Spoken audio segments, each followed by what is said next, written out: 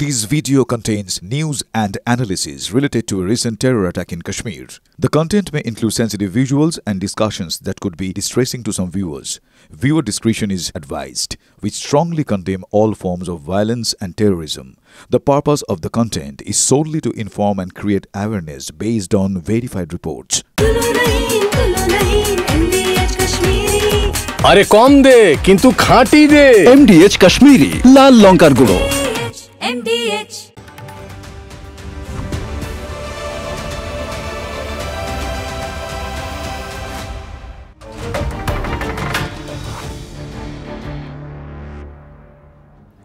Special 9 এ আপনাদের সঙ্গে আমি মঞ্জিরা। স্পেশাল 9 এ স্পেশাল খবর অবশ্যই আপনাদের দেব, তবে এই মুহূর্তের আরো একটা গুরুত্বপূর্ণ খবর আপনাদের না বললেই নয়। এক হাতে আইএমএফ এর ভিক্ষা, কারণ আইএমএফ থেকে টাকা চেয়েছিল পাকিস্তান, সেই টাকা তারা পেয়েছে। এবার অন্য হাতে দেখা যাচ্ছে জঙ্গিদের ক্ষতিপূরণ দিচ্ছে, অর্থাৎ ওই ধারের টাকায় ক্ষতিপূরণ।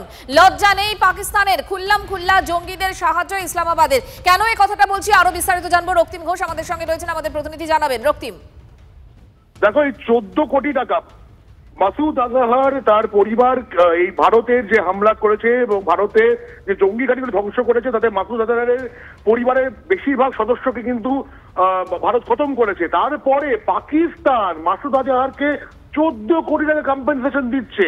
এবং শুধু এটা ইন্টারেস্টিংলি কিছুদিন আগেই কিন্তু আইএমএফ এর থেকে তারা একটা ঋণ নিয়েছিল এবং সে সাহায্য পেয়েছিল বিপুল টাকা। তারপরে সে 14 কোটি টাকা দিচ্ছে মাসুদ আজহারকে। ইন্টারেস্টিংলি কিছুদিন আগে যখন জঙ্গিদের খতম করার পর আমরা ভিডিও দেখেছিলাম যে যখন জঙ্গিদের শেষকৃত্য অনুষ্ঠান হচ্ছে, সেখানে পাকিস্তানের আর্মির সেনা আধিকারিক সেই শেষকৃত্য ফিউনারাল অনুষ্ঠানে তারা হাজির হয়েছিলেন। এবং তারপরে মাসুদ আজহারকে ক্ষতিপূরণ দিচ্ছে 14 কোটি টাকা পাকিস্তান। অর্থাৎ এর থেকে কিন্তু আরো একবার স্পষ্ট হলো যে পাকিস্তান যে জঙ্গিদের কোট আনকোট চাষ করে এবং সেটা গোটা বিশ্বের কাছে প্রমাণিত এবং আলোচনা এটা কিন্তু একদম রক্তিম, আপাতত তোমাকে ধন্যবাদ। এবং ওই জঙ্গিদের মৃতদেহ নিয়ে যখন জাতীয় পতাকা মোড়ানো হয় এবং যখন তাদের শেষকৃত্যে জাতীয় সঙ্গীত চালানো হয়, যখন পাক সেনার আধিকারিকরা সেখানে উপস্থিত থাকে, তখন জঙ্গি যোগটা অনেকটাই স্পষ্ট হয়। আর আজ এই যে সাহায্য, এই যে ক্ষতিপূরণ, এটা আরো একবার তাদের মুখোশটা খুলে দিল। ধন্যবাদ তোমাকে। তার মানে বুঝতে পারছেন উন্নয়নের টাকা তারা খরচ করছে কিভাবে, তারা দিচ্ছে, সাহায্য করছে জঙ্গিদের। মানে এদেরকে একেবারে বিশ্বাস করা যায় না, যে মুখে এক কাজ করে আর এক, যে এক্ষুনি হ্যাঁ বললো পরক্ষণে আবার না বলে দিল। মানে তালিকাটা আর বড় করছি না, এত গুণের অধিকারীকে তার আলাদা করে বলার দরকার নেই। নামটা শুনলেই মিথ্যের গন্ধটা বহু দূর থেকেও পাওয়া যায়। পাক্কা শয়তানের নাম একমাত্র পাকিস্তান। ভারতের প্রত্যাঘাতে একে ছেড়ে দেমাকে দেবাচি অবস্থা, হাতে পায়ে ধরার অবস্থা। আর এত কিছুর পরও পিছন থেকে ছুরি মারার অভ্যাসটা কিন্তু যায়নি। এবার কি করলো আজ স্পেশাল 9 এ অবশ্যই দেখাবো। তার আগে ভিডিওটা দেখুন। পাকিস্তান ভিত্তিক হ্যাকাররা ছড়িয়ে দিচ্ছে ম্যালওয়্যার। হানাদারদের টার্গেট কোটি কোটি ভারতীয় সোশ্যাল মিডিয়া ব্যবহারকারী। আর ছড়ানো হচ্ছে কোনগুলোর মাধ্যমে? হোয়াটসঅ্যাপ, ফেসবুক, টেলিগ্রাম, ইমেলের মাধ্যমে। নকল প্রোফাইল থেকে পাঠানো হয় ভিডিও, ডকুমেন্ট ফাইল, লিংক। আর গ্রাহকের ফোনে নিয়ন্ত্রণ, ব্যাংকের যাবতীয় তথ্য হাতিয়ে নিয়ে নিতে পারে এর মাধ্যমে। আর যেখানে লেখা থাকছে ডান্স অফ দ্য হিলারি, নির্লজ্জতার সীমা পরিসীমা নেই। তাই তো পাকিস্তানের প্রতিটি পদক্ষেপে স্পষ্ট ধাপ্পাবাজি এদের নীতি। আর সামনাসামনি কিছু করার ক্ষমতা নেই এদের, অতএব সাইবার হামলা করো। হেরো পাকিস্তানের এখন এটাই নতুন ফন্দি। প্রত্যাঘাতে ধরাশায়ী হয়ে সাইবার হানার ছক, ভাইরাস ছড়িয়ে নতুন বিপদ তৈরির চেষ্টা করছে। পাক শয়তানি থেকে কিভাবে সাবধান হবেন? শয়তানদের মাথায় আর কি ঘুরছে সব বলবো আজকের স্পেশাল 9 এ। আজকের স্পেশাল সর্বনাশের পাক ফন্দি। আপনাদের সঙ্গে আমি মুছিনা।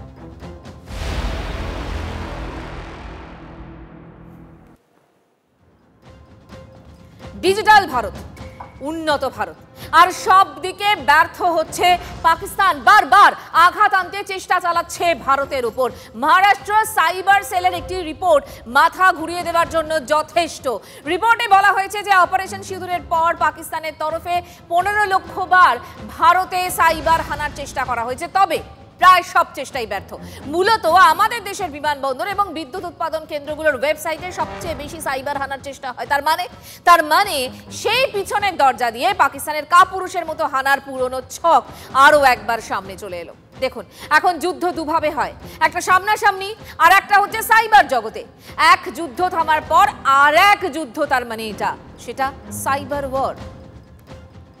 তো সাইবার ওয়্যার মানেটা কি? আমাদের ডেটা ওয়্যার, আমাদের ডেটা নিয়ে নেওয়া। সাইবার ওয়্যার মানে হচ্ছে আমাদের ইকোনমিক্যালি ফিনিশ করে দেওয়া, অর্থাৎ ইকোনমিক টেরোরিজম। 2007-08 থেকে দেখা যাচ্ছে একের পর এক ইস্যুতে আমাদের ক্রিটিক্যাল ইনফরমেশন ইনফ্রাস্ট্রাকচারগুলোকে অ্যাটাক করার জন্য পাকিস্তান অনেকবার চেষ্টা করেছে এবং কিছু কিছু জায়গায় সাকসেসফুল হয়েছে, কিন্তু সেভাবে কোনো বিরাট এফেক্ট করতে পারেনি। হয়তো পেনিট্রেট করেছে, ঢুকেছে, তারপরে আমরা কোনোভাবে সেটাকে অ্যাকাউন্ট থেকে ডেটা রিট্রিভ করে নিয়েছি। ইউক্রেন রাশিয়ার যুদ্ধের সময় কি হয়েছিল? বিরাট সংখ্যক ডেটা কালেকশনের জন্য সাইবার হামলা হয়েছিল। আর এখন এই যুদ্ধ আবহে সবাই চাইছে কোথায় কি ঘটছে সেটা জানতে। ধরুন কোনো ভিডিও সামনে এলো আর সেটার সত্যাসত্য বিচার না করে সেসব শেয়ার করে ফেলছি আমরা। সেই তথ্যের খোঁজে দৌড়তে গিয়ে ডেকে আনছি নিজেরাই বিপদ। আর এটাই মন দিয়ে নজর রাখছে পাক ভিডিও হ্যাকাররা। বিভিন্ন হ্যাকার্সরা পাকিস্তানে দেখা যাচ্ছে তারা মনিটরিং করছে ভারতের সোশ্যাল মিডিয়ার উপর, যে এই ধরনের হ্যাশট্যাগ দিয়ে যে ধরনের পোস্ট চলছে সেগুলোকে দেখছে এবং এই সব ভিডিওর মধ্যে ম্যালওয়্যার দিয়ে যখনই সেটাকে মানে পাবলিকালি শেয়ার করছে, যদি আমি শেয়ার করে স্ট্যাটাস দিয়ে আজ 10টা মানুষ চাইছে, মানে একটা ভাইরাস বা ম্যালওয়্যার দিয়ে তারা কিন্তু প্রচুর মানুষের ফোনের মধ্যে বা তার ডিজিটাল মাধ্যমের মধ্যে এই ধরনের ভাইরাস ঢুকিয়ে দিয়ে সেগুলোকে কম্প্রোমাইজ করে ডেটা কালেকশন করছে। দেখুন, সাইবার যুদ্ধের মানে কি? আমার আপনার ডেটা হ্যাকারদের হাতে চলে যাওয়া আর শীত কেটে যাবতীয় তথ্য হাতিয়ে নিয়ে আমাদের অর্থনৈতিকভাবে শেষ করে দেওয়া। এটা আসলে একটা টেরোরিজম, মানে ইকোনমিক টেরোরিজম। আর এই হানাদারদের টার্গেট এলাকা মূলত সরকারি ক্ষেত্র, মানে সরকারি ওয়েবসাইট। কারণ মহারাষ্ট্র সাইবার সেলের রিপোর্ট সেদিকই তো ইঙ্গিত করছে। গভর্নমেন্ট ওয়েবসাইটগুলো যারা কন্ট্রোল করছে অ্যান্ড যারা লক চেক করে অ্যান্ড অল, এরা man in the middle attack করে কমিউনিকেশনের মাধ্যমে ঢুকে দুজনের ইনফরমেশান পেতে শুরু করছে। সুতরাং আগে এটার যে বিপদ কতটা হতে পারে সেটা হচ্ছে, যদি দুটো ক্রুশিয়াল মানুষের মধ্যে কোনো কমিউনিকেশান ঘটে থাকে, তার মাঝখানে যদি কেউ মানে ঢুকে গিয়ে সেই জিনিসটাকে ইনফরমেশান নেয় বা কোনো ডেটা শেয়ার হচ্ছে, সেই ডেটা শেয়ারের মধ্যে সেই নেটওয়ার্কে যদি কেউ ঢুকে বসে থাকে, তাহলে কিন্তু সব ইনফরমেশান লিক হয়ে যেতে পারে। মহারাষ্ট্র সাইবার সেলের তদন্ত রিপোর্টে আরও বেশ কিছু গুরুত্বপূর্ণ দিক রয়েছে। তাতে বলা হচ্ছে শুধু পাকিস্তান থেকেই নয়, সাইবার হানা চালানো হয়েছে বাংলাদেশ, ইন্দোনেশিয়া, মরক্কো এবং পশ্চিম এশিয়ার কয়েকটি দেশ থেকেও। আর এই তদন্ত রিপোর্টটির নাম দেওয়া হয়েছে রোড অফ সিঁদুর। অপারেশনে সিঁদুরের এরপর আবার রোড অফ সিঁদুর, সেখানেই উঠে আসে ডান্স অফ দ্য হিলারি প্রসঙ্গ, যার পিছনে রয়েছে পাক শয়তানি। বিস্তারিতভাবে আপনাদের একটু বোঝাই, দেখাই। দেখুন, এই মুহূর্তে বিগওয়ালে প্লে করতে বলবো পিসিআর কে সাইবার হানার পাক ছক আসলে কিরকম। ডান্স অফ দ্য হিলারি একটি বিপজ্জনক ম্যালওয়্যার ছড়াচ্ছে পাকিস্তান ভিত্তিক হ্যাকাররা। আর যেটা জানা যাচ্ছে, হানাদারদের টার্গেট ভারতীয় সোশ্যাল মিডিয়া ব্যবহারকারীরা। তার মানে সাবধান হন, বারবার করে বলছেন সবাই বিশেষজ্ঞরা। ছড়ানো হচ্ছে হোয়াটসঅ্যাপ, ফেসবুক, টেলিগ্রাম, ইমেলের মাধ্যমে, যেগুলো আমি আপনি সব থেকে বেশি করে ব্যবহার করে থাকি। নকল প্রোফাইল থেকে পাঠানো হয় ভিডিও, ডকুমেন্ট ফাইল আর লিঙ্ক। গ্রাহকের ফোনের নিয়ন্ত্রণ, ব্যাংকের যাবতীয় তথ্য হাতিয়ে নিতে পারে এই হ্যাকাররা। অর্থাৎ একটা লিঙ্ক সেখানে আপনি প্রেস করলেই তারপর সবকিছু চলে যাবে হ্যাকারদের হাতে। হ্যাকারদের দাবি ছিল যে তারা নাকি মুম্বাইয়ের ছত্রপতি শিবাজি মহারাজ আন্তর্জাতিক বিমানবন্দরের সার্ভার থেকে গুরুত্বপূর্ণ তথ্য চুরি করেছে।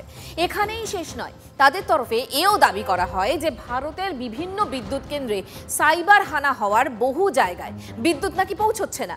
ভাবুন, পাক সেনার মতো মিথ্যাচার কোন পর্যায়ে। এই সব আষাঢ়ে গল্পকে মিথ্যা বলে দাবি করা হয়েছে মহারাষ্ট্র সাইবার সেলের তদন্ত রিপোর্টে। 140 কোটি মানুষের দেশ ভারত, দেশের প্রায় 90% মানুষ ইন্টারনেট ব্যবহার করেন, আর সেখানেই ওত পেতে রয়েছে এই বিপদ।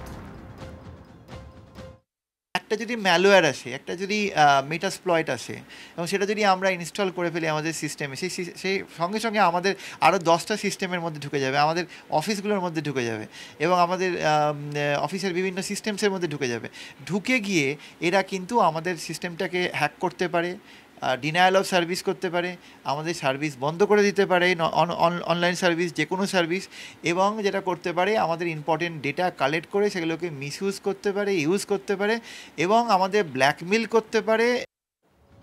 তার মানে যদি একটা ম্যালওয়্যার একটা ডিভাইসে ঢুকে যায় তাহলেই সর্বনাশ। তারপরও কোনো একটি তথ্যের সত্যাসত্য বিচার না করে অনেকেই ফেসবুক, হোয়াটসঅ্যাপ গ্রুপে তা ইচ্ছে মতো শেয়ারও করছেন। ভাবলেন কাউকে ইনফরমেশন শেয়ার করলেন, তাতে নিজের তো বিপদ, সঙ্গে যারা আপনার তথ্য আবার অন্য গ্রুপে শেয়ার করে তাতে আরও বিপদ তাদেরও। ছবি, মিডিয়ার ভিডিও, প্রচুর পিডিএফ ফাইল, প্রচুর নিউজ পেপারের কাটিং, এরকম সবটাই অরিজিনাল বলে আপনার মনে হবে। আপনি খুব ক্রুশিয়াল একটা ইনফরমেশান পেয়েছেন সবার আগে, এটাই মনে করছেন, এবং আমি দেখছি সোশ্যাল মিডিয়াতে পোস্ট চলছে সেই সব নিয়েও। আমি বলবো যে এই ধরনের ইনফরমেশানটা শেয়ার করাটা ন্যাশনাল সিকিউরিটির যেমন একটা বিপদ, সেক্ষেত্রে সেটা অরিজিনাল না ফেক, বা তার মধ্যে সেই ফটো বা পিডিএফের মধ্যে আদৌ ম্যালওয়্যার আছে কিনা সেটা সাধারণ মানুষের পক্ষে জাস্টিফাই করা সম্ভব না।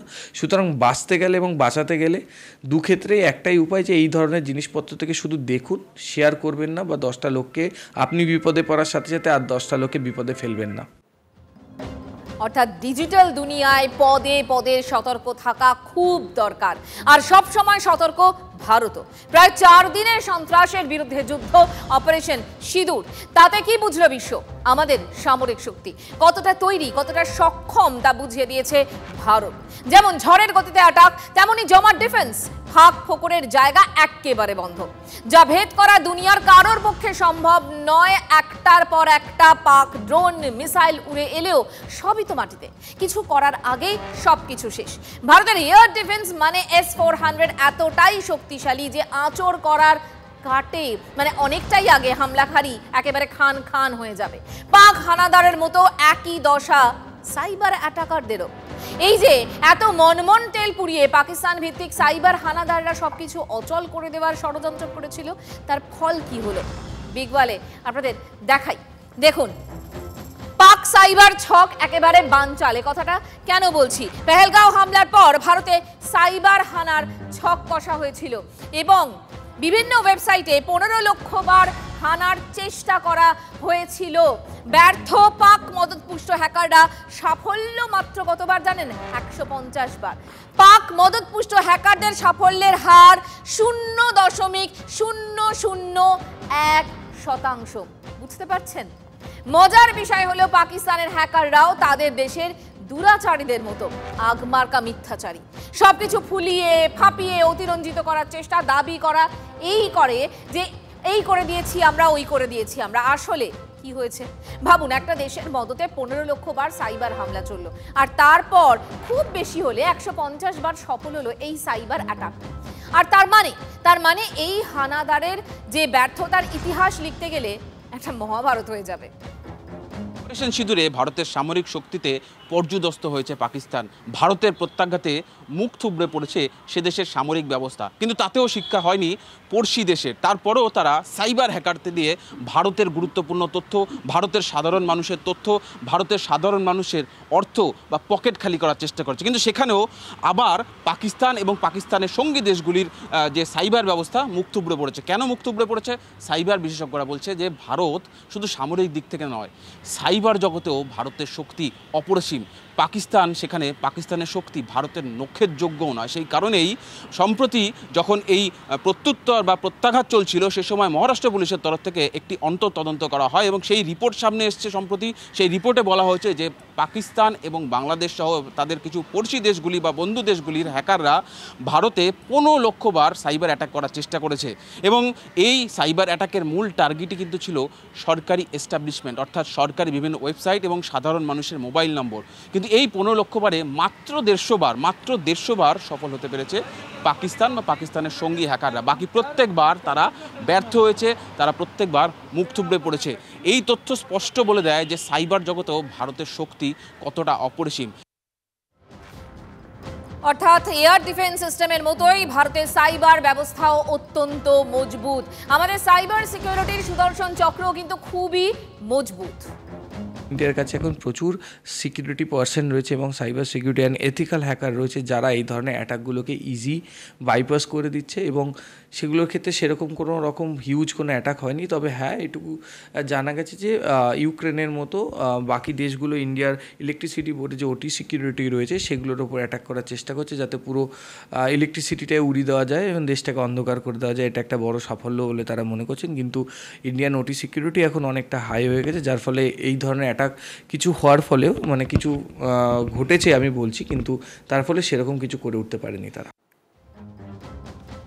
ভারতের নানা তথ্য ভান্ডারে বারবার হানা দিচ্ছে সাইবার হ্যাকাররা। কয়েক মাস আগেই আপনারা দেখেছেন যে বিভিন্ন বিমান সংস্থার কাছে বিমানে বোমা রাখা আছে বলে পরপর মেসেজ আসছিল।